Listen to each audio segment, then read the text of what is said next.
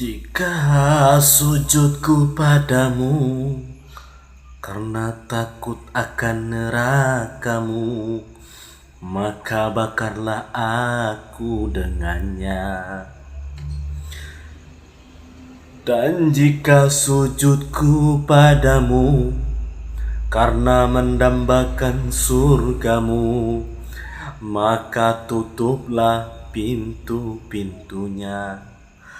Tapi bila sujudku padamu ya Allah karena mengharap ridhamu semata, maka janganlah palingkan wajahmu. Ya Allah, aku merindukan keindahanmu. Ya Allah, aku merindukan keindahanmu.